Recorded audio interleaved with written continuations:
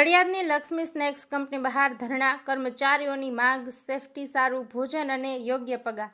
નડિયાદના પીજ ચોકડી વિસ્તારમાં આવેલી લક્ષ્મી સ્નેક્સ કંપનીના કર્મચારીઓએ આજે હડતાળ પર ઉતરીને કંપનીની બહાર ધરણા પ્રદર્શન કર્યું હતું। કર્મચારીઓએ કંપની અને તેના કોન્ટ્રાક્ટરો પર ગંભીર આક્ષેપો કર્યા છે, જેમાં ઓછા પગાર, કેન્ટીનની ખરાબ સુવિધાઓ, સુરક્ષાના સાધનોનો અભાવ અને જાતિગત ભેદભાવ થયાના આક્ષેપો છે।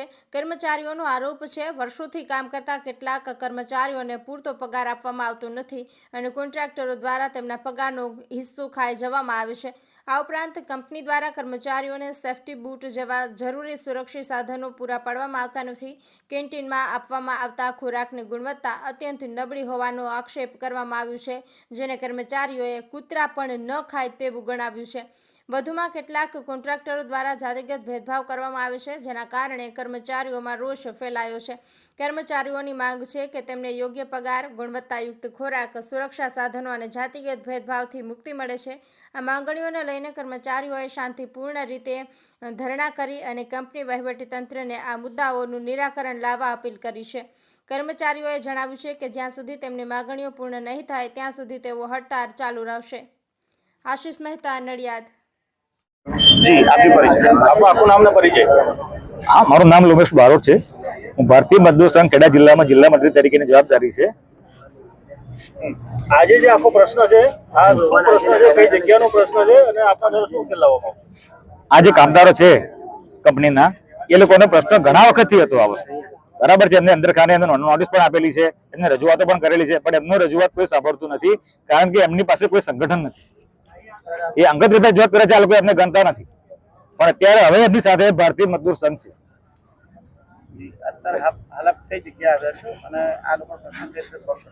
બસ એમનો પ્રશ્ન છે, પહેલા બરાબર આપનો જે પણ તમામ જે માગણીઓ છે એનું એક આવેદનપત્ર તૈયાર કરીને મેનેજમેન્ટને સોંપીશું, એમને બતાવીશું, પૂછીશું એમને કે આમાં તમે શું કરશો અને ક્યારે કરશો।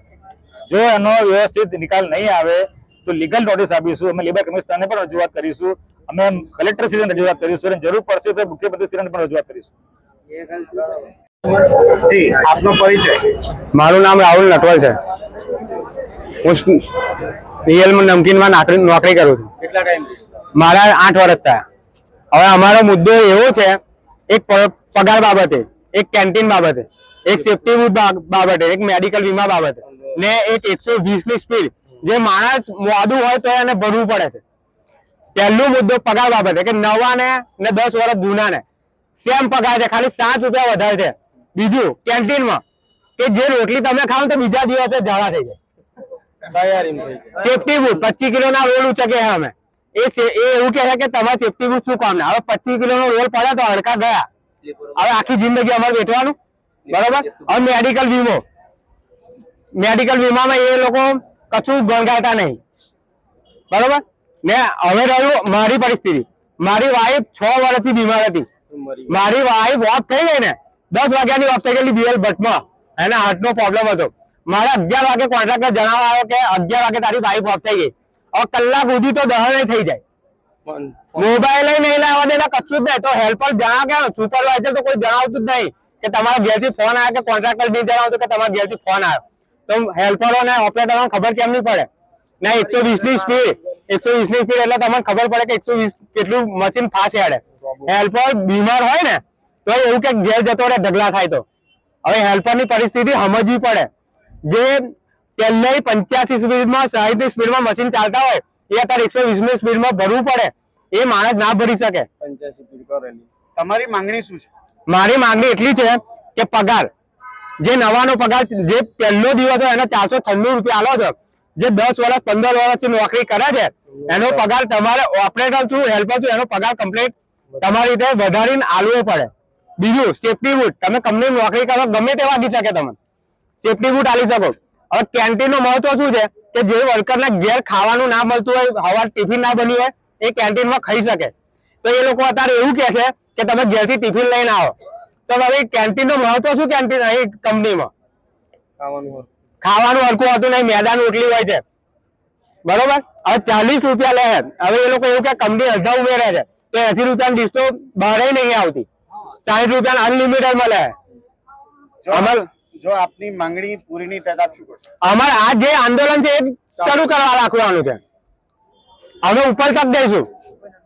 અમારે ખાલી કંપનીના માલિકને એટલું જ કહેવું છે કે જે અમારા થકી જે અમારો હકદાર છે, અમે હકદાર છે એ આલો અમને. અમે બીજું કશું જ નહીં જોતું. અમે રાજી ખુશીથી નોકરી કરવા તૈયાર છે. મારું નામ જીતેન્દ્ર ભરતભાઈ સોલંકી. હું જોબ કરું છું રિયલ નમકીન, જે લક્ષ્મી સ્નેક નામ છે એનું. હવે એમાં અમારા જે માંગણીઓ છે એ અમે વકીલ મારફત લખીને આવેલી છે, પણ એ કંપની દ્વારા સ્વીકારવામાં આવતી નથી. અમારી માંગ એવી છે કે બસ સ્વીકારવામાં આવે. અને બીજું કે કેન્ટીનમાં એવું કહે છે કે ભાઈ કંપની સબસિડી આવે છે 3 વર્ષથી.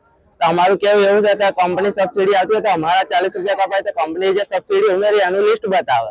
બીજું કે કોઈ પણ વ્યક્તિનું મૃત્યુ પામે કંપની દ્વારા તો એના દ્વારા અમારા હેલ્પરો જો 100 રૂપિયા ઉઘરાવવામાં આવે તો એની લિસ્ટ પણ બનાવી મેળવામાં આવે કંપની દ્વારા કે ભાઈ આટલા લાખ આ વ્યક્તિ સુધી પહોંચે છે. કારણ કે એનો તો કોઈ એ જ નહીં, હિસાબ જ નહીં હોતો. એક પૈસા કઈ જાય કોના ખાતામાં જાય, બીજું કે મસાલા બાબતે કે કોક બાબતે આ લોકો જે ડેબિટ ફાળે છે ડેબિટના પૈસા કોના ખાતામાં જાય એ કોઈ નહીં દેખાય. તો એનું લિસ્ટ મેળવવું જોઈએ કંપનીએ. અને બીજું કે 12,000 થાય એટલે 200 રૂપિયા અમારે કાપી લેશે. તો સરકાર એવું કહે છે ગુજરાત સરકાર બજેટ પ્રમાણે કે 12 લાખ સુધીની આવક હોય તો હજી કોઈ ટેક્સ નહીં. તો અમારે તો 12,000 કેમ ના લોકો 200 રૂપિયા કાપે? અમારે 2 લાખ રૂપિયા પગાર નથી થતો. બરાબર. કોણ છે? અમારા કોન્ટ્રાક્ટર સંજયભાઈ અને રમેશભાઈ. એનાથી આપણે શું દિક્કત છે? અમારી માંગણી એવી જ છે સાહેબ, જે અમારી માંગણી છે બસ એ પૂરી કરવામાં આવે. અમારે બીજું કોઈ એ નહીં. અમે ખાલી કંપનીના માલિક જોડે મીટિંગ કરવા માંગીએ છીએ, કારણ કે અમે આ વર્ષોથી આ બધી રજૂઆત કરતા આવ્યા પણ અમારો કોઈ નિકાલ આવતો નહીં. કારણ કે અમે એચઆર અને કોન્ટ્રાક્ટ મેનેજમેન્ટ બે મળીને જ કામ કરે છે. એવું છે. હા, એવું છે આ બધું. હા, મારું નામ કનુભાઈ ભલાભાઈ ગોહિલ. જી, આપણે શું સમસ્યા છે? સમસ્યા છે સાહેબ, આ બધા પબ્લિકને હેરાનગતિ કરે છે. અમારી માંગણી છે એ કોન્ટ્રાક્ટરો મેનેજમેન્ટ આપવા તૈયાર નહીં, અને અમારી કોઈ પણ જાતની વાત છેટને એવા પોકવા નહીં દેતા. અમે આ રિયલ નમકીનમાં આપણા કોન્ટ્રાક્ટર્સ કોણ છે? સંજયભાઈ અને રમેશભાઈ. એમને ભાઈ આપણે ક્યારથી કોન્ટ્રાક્ટ ચાલ્યું એ તો એમના વર્ષોથી ચાલે છે. ત્યાંથી હું નોકરી કરું તો પહેલાનો કોન્ટ્રાક્ટ ચાલે છે એમનો. હું હાલ અત્યારે કોન્ટ્રાક્ટમાં નથી, હું અત્યારે કંપની છું. એવા બીજા 200 જણા કંપની છે, એમને કોન્ટ્રાક્ટ સિસ્ટમમાં એ રીતે ચાલે છે.